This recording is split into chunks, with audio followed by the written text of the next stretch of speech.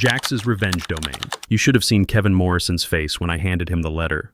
Pale as fresh concrete, voice cracking like my teenage sons used to. He actually said, "Is this some kind of joke?" Like my silence for the past 3 weeks wasn't answer enough. But let me back up. I'm Scott Patterson, 47 years old, and I've been running operations at Patterson Manufacturing for 22 years. Started on the floor, worked my way up, survived 3 ownership changes and more budget cuts than I care to count. My story hits different because it's not just about one guy getting screwed over. It's about what happens when loyalty meets indifference, and experience gets tossed aside like yesterday's production reports. The conference room still smelled like burnt coffee and industrial carpet when I clicked to my final slide. Project complete, cost savings locked in at $3.2 million annually, production efficiency up 35%, every milestone hit ahead of schedule. I looked around the table like I always did. Half awake, directors nursing their coffee, 2 VP types scrolling phones, and Kevin, our CEO, holding court like some kind of manufacturing emperor. He didn't even touch the printed presentation I'd prepared, just nodded once, mumbled something about good momentum, and moved straight to quarterly forecasts. No questions, no comments, no well done, Scott. Just a casual great team effort. Let's keep the energy high. Team effort, right. For anyone keeping score, this is what corporate gaslighting looks like when it wears a polo shirt and khakis. 18 months I'd owned that efficiency overhaul. Supply chain rebuild, vendor consolidation, 2 failing production lines held together with overtime pay and my weekends. I ran point on the automotive contract renewals while training 3 new supervisors and documenting every broken process the previous guy left behind. When equipment broke down, I fixed it. When clients threatened to pull contracts, I calmed them down.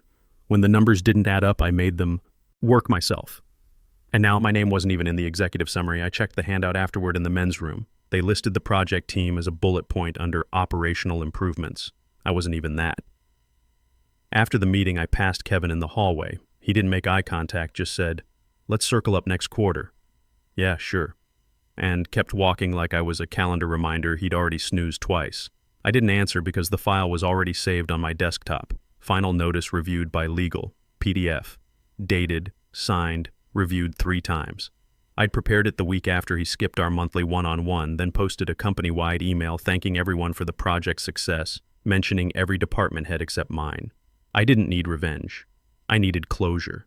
Clean, professional, HR-compliant closure, and a workplace that actually noticed when someone saved them millions. The cracks started forming right there in that hallway moment. You could feel the shift when someone knows a storm's coming but thinks they still control the weather. They didn't know I was already talking to headhunters, already reviewing offer letters from 2 competing firms, already consulting with my attorney about non-compete clauses. They thought I'd do what I always did, smile politely, absorb the slight, double down on work until I burned out again. But this time, I wasn't sticking around long enough to become a cautionary tale for the next guy. And the best part, they never saw it coming. I gave them 3 full weeks, 21 business days, counting the Friday when Kevin left early for his executive retreat that somehow involved bourbon and a golf cart accident. Every day I waited for the calendar ping, the email, the coffee invitation, anything to signal that leadership saw the work I'd done, understood the weight I'd carried, and had plans to acknowledge it. Instead, I got nods. Professional nods like you give the guy who delivers your mail. On day 15, I checked my pay stub. No adjustment, no bonus, not even a spot award, just the same number next to my name like nothing happened. Like I hadn't just pulled off a 0-defect efficiency project 2 quarters ahead of schedule. Like I hadn't saved 2 major automotive accounts from walking with a single weekend call that lasted longer than Kevin's attention span.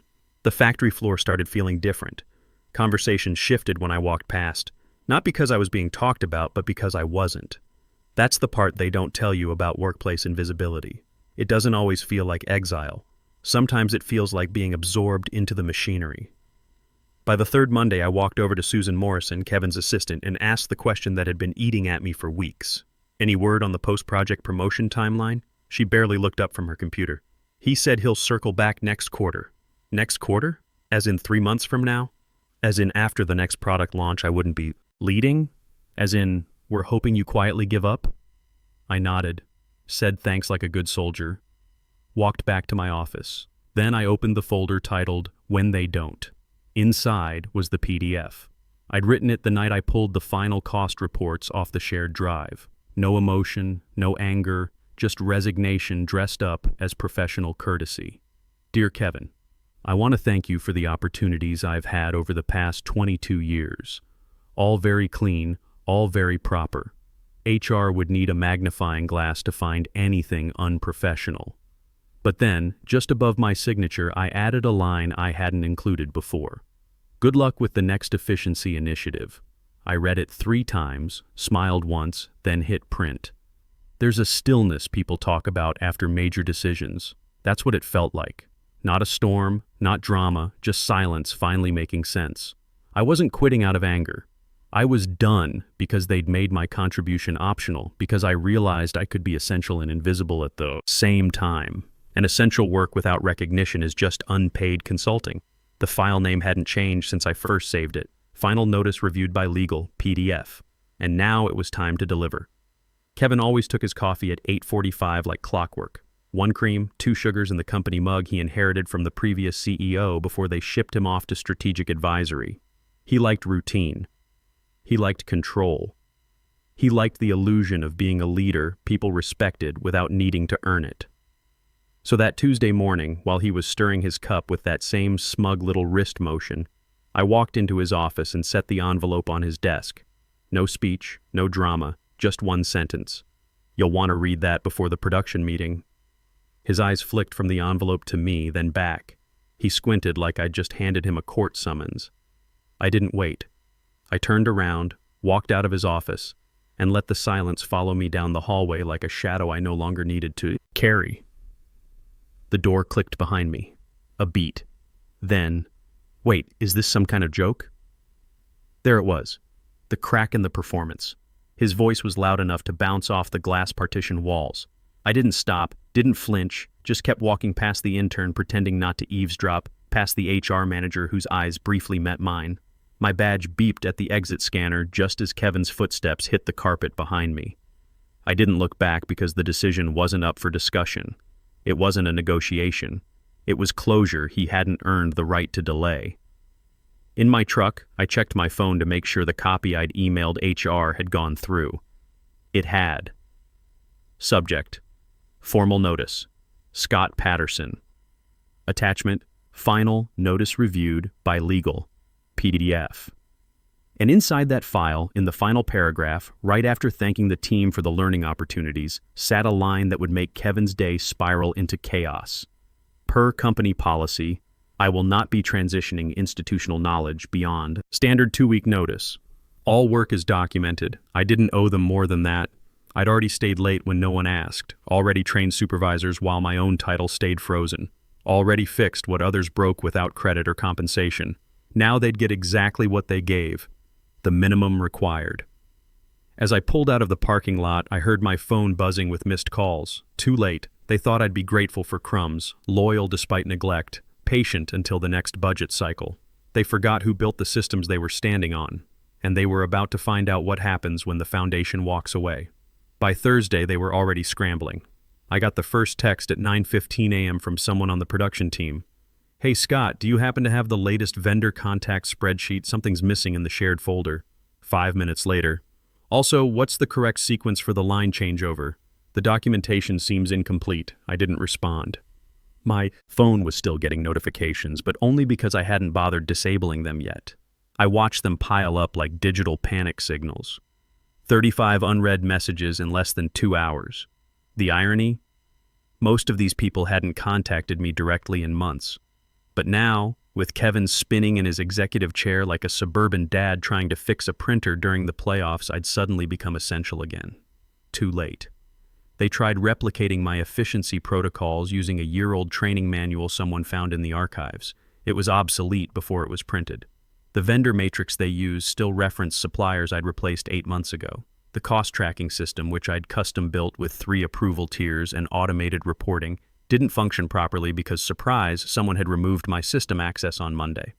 So now they had beautiful spreadsheets with no actual data underneath. By afternoon, I got the real kicker. A screenshot from Ryan Foster, the junior supervisor I'd been mentoring. It was from the production team chat. One of the new guys had posted, "Does anyone know where the maintenance schedule actually lives? Manual says folder M7, but I can't find access." M7. Poor kid. M7 was shorthand for Morrison's seventh mistake, my private joke after spending a weekend untangling a mess Kevin's previous efficiency consultant left behind before jumping to that doomed logistics startup. The folder wasn't labeled M7 anywhere. It was nested under Legacy Protocols Backup v2 in an encrypted directory I maintained locally. Of course they couldn't find it. Of course no one remembered, because when you're the one who always catches the falling parts, people forget gravity exists. And still, I stayed quiet. No response, no rescue. Not because I wanted them to fail, but because silence is its own kind of answer. The kind you choose when your work gets praised in private and forgotten in public. The kind that says, if you only value the engine when it stops running, you never deserve the mechanic. The COO sent a meeting invite that evening, 15 minutes to discuss transition protocols. I declined. I didn't need to discuss anything. I'd already built the systems.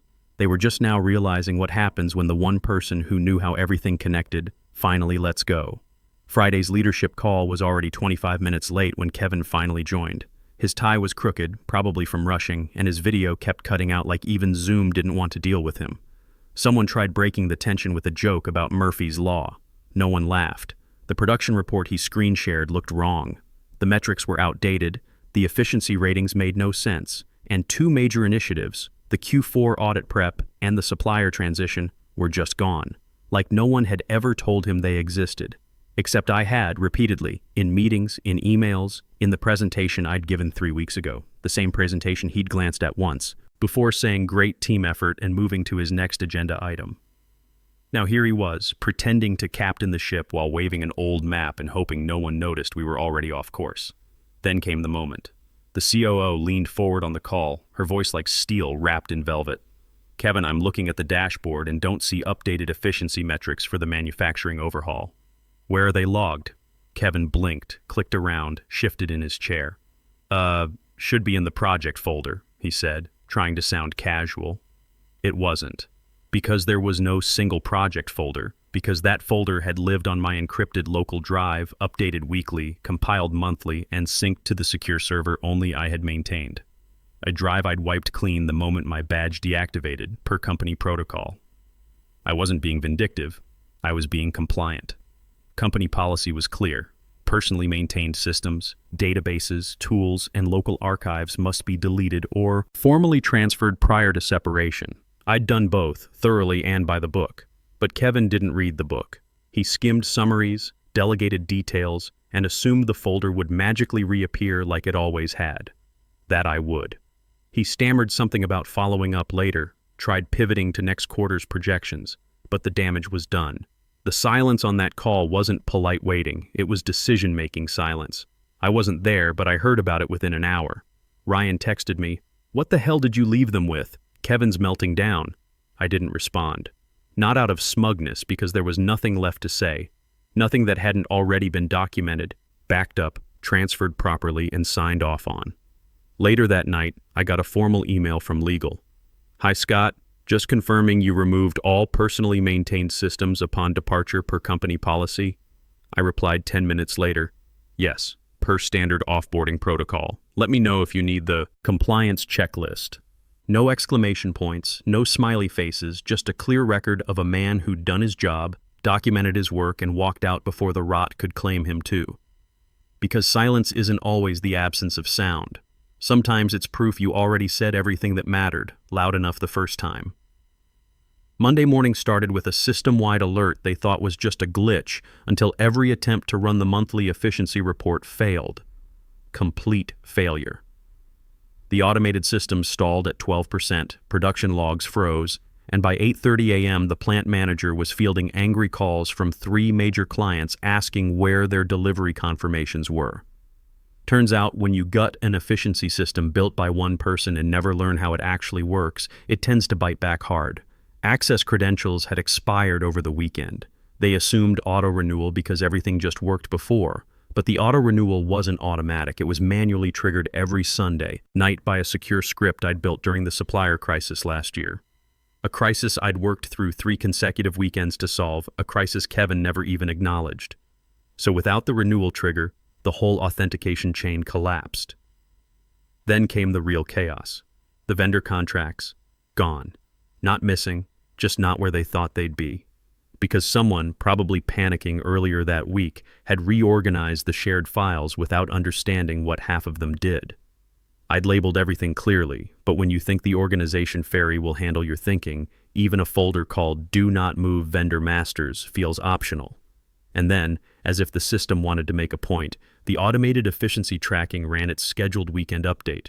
It crashed spectacularly because the script still referenced my user credentials, the ones I'd decommissioned the moment my resignation became effective. Help desk tickets flooded in by 9:45, internal, external, cross-departmental. Even the plant manager called Kevin directly, asking if the entire production tracking system was compromised. Kevin, naturally, tried to override everything manually. That's when he met the security wall I'd built with my own hands. The override command failed. The system returned one beautiful, brutal message. User S. Patterson terminated. Administrative reset required. It sat there on his screen like a ghost of every time they'd taken my work for granted. Administrative reset had been my idea, something I'd fought to implement after a contractor nearly deleted live production data with a careless command. I'd warned them that bypassing security protocols wasn't just risky, it was negligent. Kevin had called it overkill, approved it anyway because the insurance company liked how I'd explained it during the safety audit. Now he was locked out of his own system by a security protocol he'd never understood, built by a man he'd forgotten to acknowledge. And I wasn't there to watch it burn. Did I celebrate? No. I poured my coffee, sat on my back deck, watched the morning fog roll over the neighborhood. Somewhere in that factory, people were panicking. Executives were dialing in from vacation. Engineers were trying to reverse engineer systems built from 22 years of experience and weekend problem solving. All I could think was, that's the sound of consequences echoing through a building that used to ignore my voice. No anger, no revenge. Just engineering doing what it was designed to do, protect itself from carelessness, even if that meant protecting it from them. Tuesday morning brought a call from a number I didn't recognize, but I knew who it was. HR. Her tone was careful, almost apologetic, like she'd drawn the short straw pulling my file. Hi, Scott. Kevin would like to speak with you. He's hoping you'd consider returning temporarily just to help smooth the transition. I smiled into my coffee. I appreciate the call, I said, but I already transitioned everything that was mine to transition. It's all documented. She cleared her throat. He's hoping for some hands-on guidance, maybe just a week or two. Of course he was, because now the factory was bleeding and the Band-Aids weren't holding. Because they'd realized team effort doesn't mean much when no one on the team knows where the wires connect. Because suddenly the man whose name they'd forgotten to include in the summary was the only one who could explain how not to sink the ship. I'm not available for that, I said. I left cleanly, on time, and by the book. There was a pause. Would you consider a consulting arrangement? A few hours later, Kevin himself called. His voice was too upbeat, like a salesman who knows he's already lost. Hey Scott, glad we could connect. Look, I think we got off on the wrong foot after the project. I'd love to bring you back for a few weeks, just to help the team get situated. I can offer you a 25% bump. I didn't say anything. He filled the silence.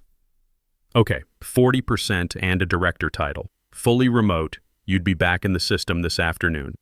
I let the offer hang there, then answered flatly. Kevin, this was never about money. Silence. You missed the moment, I continued. Not the payout, the moment. He tried pivoting, talked about rebuilding trust, valuable contributions, long-term vision. That's when I cut in. You remember the efficiency documentation? I asked. Of course. It was in the shared system I transferred to you 4 weeks ago. You removed my access the same day I submitted notice. So the vendor protocols, the maintenance schedules, the cost tracking algorithms, they're all in that system. Another pause, longer this time. What I heard in his silence wasn't anger. It was the hollow realization that the collapse wasn't accidental. It was structural, built on his choices. I see, he finally said. I didn't offer to fix anything, didn't offer to help. I didn't owe him anything. I'd done everything right, given notice, documented processes, filed clean reports, removed personal systems, flagged risks, even offered transition support before I left. And they'd still chosen to make me invisible. Now they were choking on the consequences of their own blindness and hoping I'd be sentimental enough to save them from it. But I wasn't sentimental. I was free. And Kevin was learning the hard way what happens when the man who kept the machine running decides he's no longer interested in maintaining parts that never gave him credit. Clean refusal, no second chances, and no consulting rate for ego repair. I could have left them to completely self-destruct, let them figure it out with Google searches and outdated manuals. But I didn't. Not because I owed them anything, but because Ryan Foster deserved better. Ryan had been my shadow for 2 years, came in straight from community college, green as summer grass but twice as eager. He asked the right questions, stayed late to understand how I built maintenance, schedules, took notes, like he knew every detail might matter someday. I'd taught him more than any supervisor manual covered. How to build systems quietly. How to defend your work without sounding defensive. How to document for a future you might not be part of. When the dust settled after my exit, he was the only name I gave them. I knew they'd call him. I also knew Ryan wouldn't just say yes. Before he accepted their offer, he texted me the draft contract they'd proposed. Looks standard, I told him. Too much responsibility, too little authority. He called that night. They want me as interim operations manager, 6-month contract. Kevin says he's open to negotiating terms, so I coached him, told him exactly what to demand. Fixed-term contract, no extension clause unless he initiated. Signature authority on vendor decisions, dual access on all critical systems, performance metrics tied to his recommendations, not inherited problems, and a clause guaranteeing full attribution in any published results. Yes, even the fine print. He rewrote their offer from scratch and slid it back across their conference table like a man who knew his worth.